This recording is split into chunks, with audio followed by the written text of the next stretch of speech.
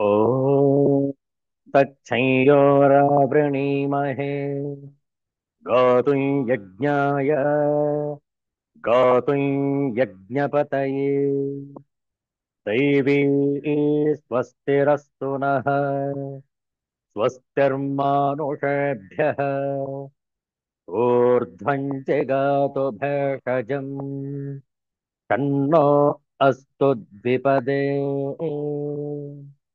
चतुष्पदे ॐ शान्तिः शान्तिः शान्तिः हरिः ॐ श्रीगुरुभ्यो नमः हरिः ॐ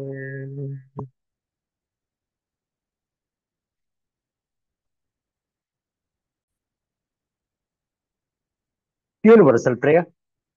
Let's stand this together. O hidden light, vibrant in every atom. O hidden light, shining in every creature. O hidden love, embracing all in oneness.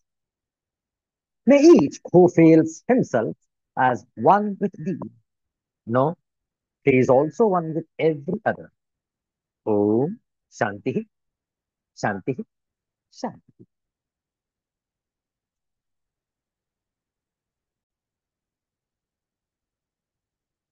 ಇಂದು ಆದಿತ್ಯವಾಸರ ಭಾದ್ರಪದ ಬಹುಳ ಅಮಾವಾಸ್ಯೆ ಮಹಾಲಯ ಅಮಾವಾಸ್ಯೆ ಪಿತೃಪಕ್ಷದ ಕೊನೆಯ ದಿನ. ಇಂತಹ ಶ್ರೇಷ್ಠವಾದಂತಹ ಭಾನುವಾರದ ಮುಸ್ಸಂಜೆಯಲ್ಲಿ ವಿಷ್ಣು ಸಹಸ್ರನಾಮದ ಮುಂದುವರಿದ 10 ಶ್ಲೋಕಗಳ ಪಾರಾಯಣ. ತಾವು ಕೂಡ ನಮ್ಮೊಡನೆ ಪಾರಾಯಣವನ್ನು ಮಾಡಬಹುದು. ಓಂ ಶಾಂತಾಕಾರಂ ಭುಜಗಶಯನಂ ಪದ್ಮನಾಭಂ ಸುರೇಶಂ ವಿಶ್ವಾಧಾರಂ ಗಗನ ಸದೃಶಂ ಮೇಘವರ್ಣಂ ಶುಭಾಂಗಂ ಲಕ್ಷ್ಮೀಕಾಂತಂ ಕಮಲನಯನಂ ಯೋಗಿಹೃಧ್ಯಾನಗಮ್ಯಂ ವಂದೇ ವಿಷ್ಣುಂ ಭವಭಯಹರಂ ಸರ್ವಲೋಕೈಕನಾಥಂ. ಓಂ ನಮೋ ಭಗವತೆ ವಾಸುದೇವಾಯ. 81ನೆಯ ಶ್ಲೋಕದಿಂದ 90ನೆಯ ಶ್ಲೋಕದವರೆಗೆ.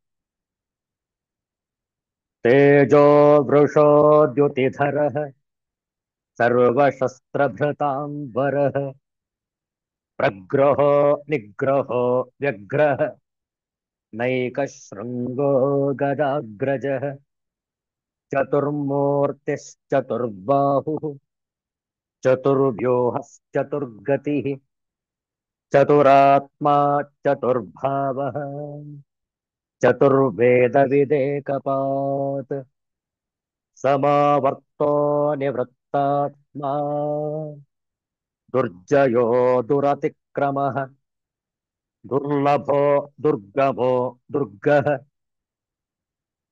ದುರವಾಸೋ ದುರಾರಿಹ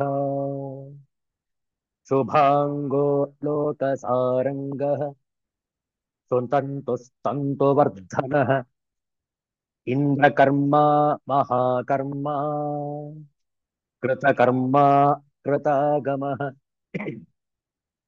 ಉದ್ಭವಃ ಸುಂದರಃ ಸುಂದರಃ ರತ್ಮನಾಭಃ ಸುಲೋಚನಃ ಅರ್ಕೋ ವಾಜಸನಃ ಶೃಂಗೀ ಜಯಂತಃ ಸರ್ವವಿಜ್ಜಯೀ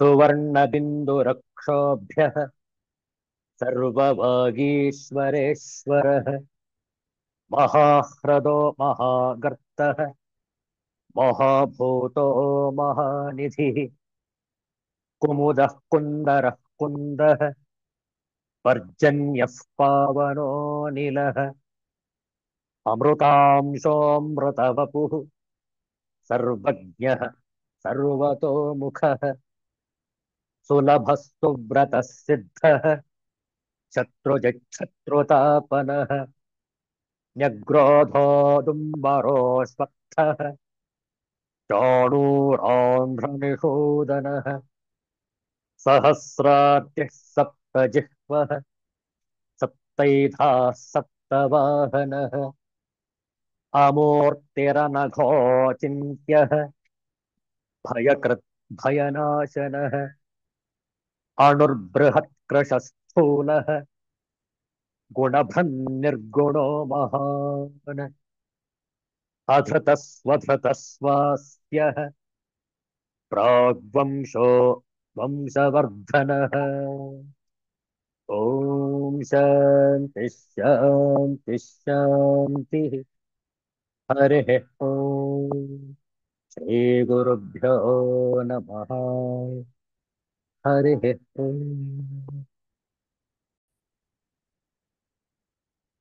ಇಂದು ಮಹಾಲಯ ಅಮಾವಾಸ್ಯೆ ಆದಿತ್ಯವಾಸರ ಇಂತಹ ಶ್ರೇಷ್ಠವಾದಂತಹ ಮುಸ್ಸಂಜೆಯಲ್ಲಿ ಶ್ರೀರಾಮನ ಭಜನೆಯನ್ನು ಮಾಡೋಣ. ನಾವು ಹೇಳಿಕೊಡ್ತೇವೆ, ತಾವು ಪುನರಾವರ್ತಿಸಬಹುದು.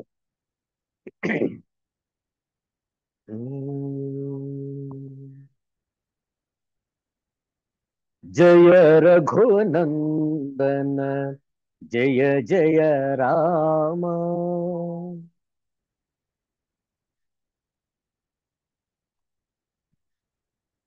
ಜಯ ಜಗಜ್ಜನನಿ ಜಾನಕಿ ರಾಮ,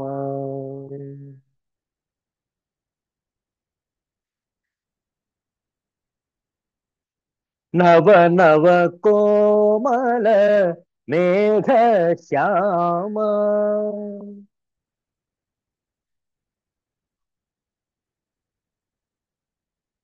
ಭವಹರಣ ಭದ್ರಾಚಲ ರಾಮ,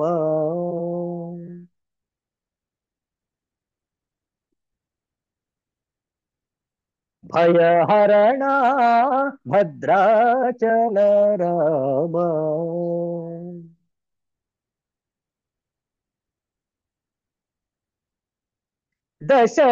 ದಶರಥನಂದನ ಹೇ ಪರಂಧಾಮ,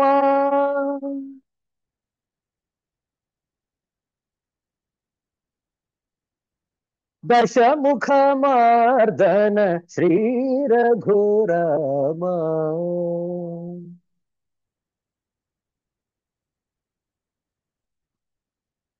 ಜಯ ರಘುನಂದನ ಜಯ ಜಯ ರಾಮ,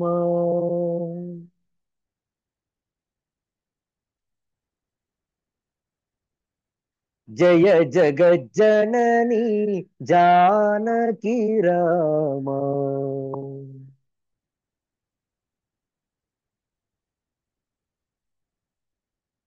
ನವ ನವ ಕೋಮಲ ಮೇಘ ಶ್ಯಾಮ,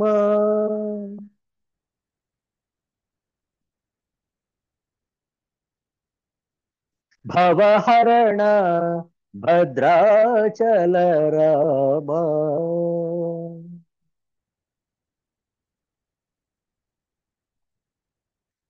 ಭಯಹರಣ ಭದ್ರಾಚಲ ರಾಮ,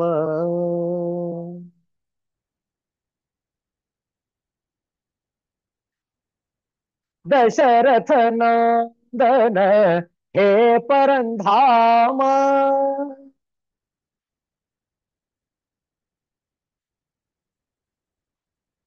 ದಶಮುಖ ಮರ್ದನ ಶ್ರೀ ರಘುರಾಮ,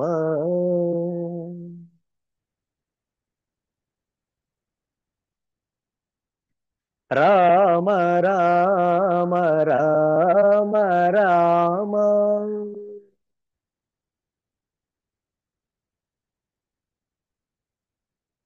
ರಾಮ ರಾಮ ರಾಮ ರಾಮ, ರಾಮ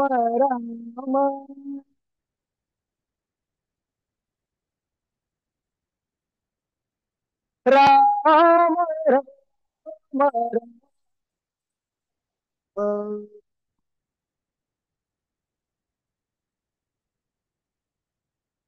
ರಾಮ ರಾಮ ರಾಮ,